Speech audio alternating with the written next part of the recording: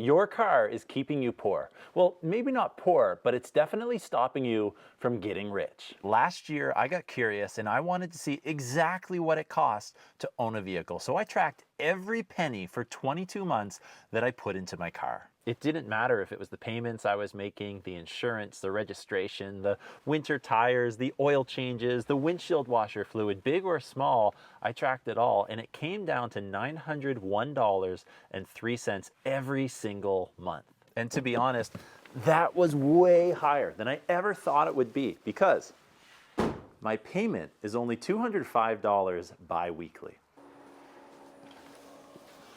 So once I knew what these hidden costs were, I came up with 5 ways it's costing me, and probably you too, from creating wealth. The first way your vehicle is stopping you from getting rich is because of the high initial cost. Purchasing a car often requires a significant upfront investment, whether it's for the cost of the car itself, deciding which company you should get your insurance with, taxes and registration fees. All of these things are required before you even drive it off the lot, and it can put a strain on your finances, which means you'll have less money to save or invest. The second way is because of the ongoing expenses it takes to maintain your vehicle. Cars are expensive when you're paying for things like fuel, oil changes, repairs and insurance fees, or other things that you might need depending on where you live, like snow tires in areas that get a lot of snow, a roof rack, or a specific type of vehicle. Have you seen what trucks cost now? These costs can add up quickly over time and reduce the amount of money you have available. The third way it's costing you is because of something called depreciation, which happens way faster than anyone would like. Cars typically lose value over time, with depreciation being most significant during the first few years of ownership. And I can say that I've seen this in the first few years I've owned my vehicle. This past summer, I looked into the idea of selling my car, which I bought for $32,000, and the dealership was only going to give me $19,000 for it. Now I've owned it for 3 years and it's about 5 years old, but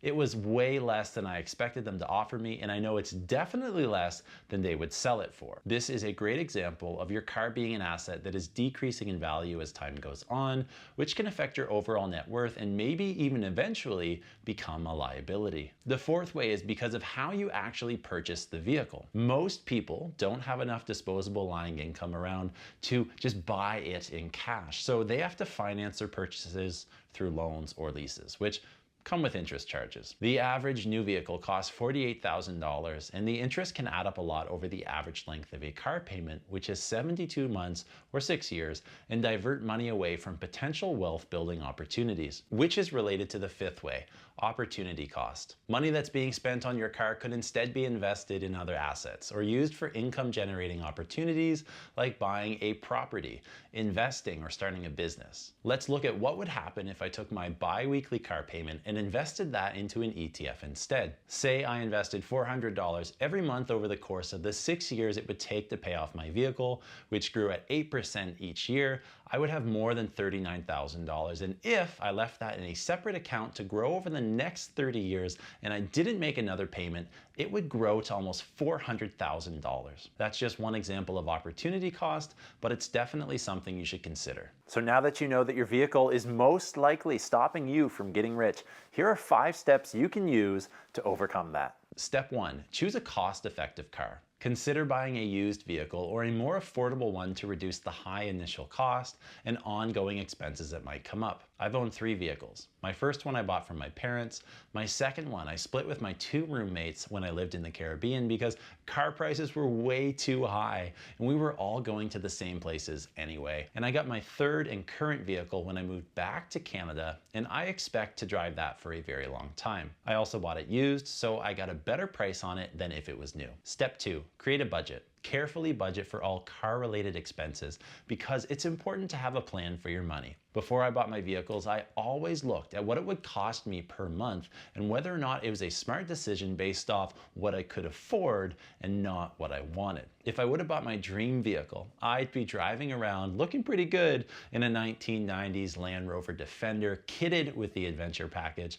And if you know anything about Defenders, That wouldn't be a good decision for my pocketbook. Step 3, minimize car-related debt. With interest rates going higher and higher, this might be one of the most important steps to helping you save money. So try to pay off car loans as quickly as possible to reduce the interest cost so that you can save money and start using it for things that you actually want to sooner than later. Step 4, consider alternative transportation options. There is probably more opportunity in this step than you realize or want to admit. In some cases, you might find it financially advantageous to skip driving your vehicle and take the subway, bus, carpool, or walk somewhere. But after living in Melbourne, Australia, and experiencing how good their public transportation system is, I can honestly say that I wouldn't own a vehicle if I lived in a city like that. But the reality is I don't, and I have to find other ways to do this. Biking to work is one of my favorite ways to save a little bit of money, and as a bonus, I always feel better when I do it. Step 5, focus on income growth. This is a great way to challenge yourself to offset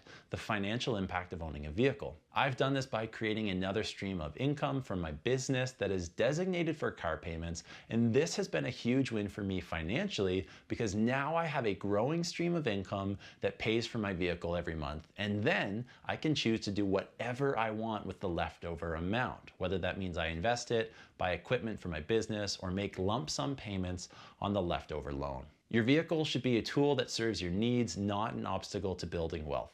If this video challenged you to think about how your car stops you from getting rich and upgrade your mindset, money, and more, then good. I'm glad that happened. Why not go down and hit the subscribe button?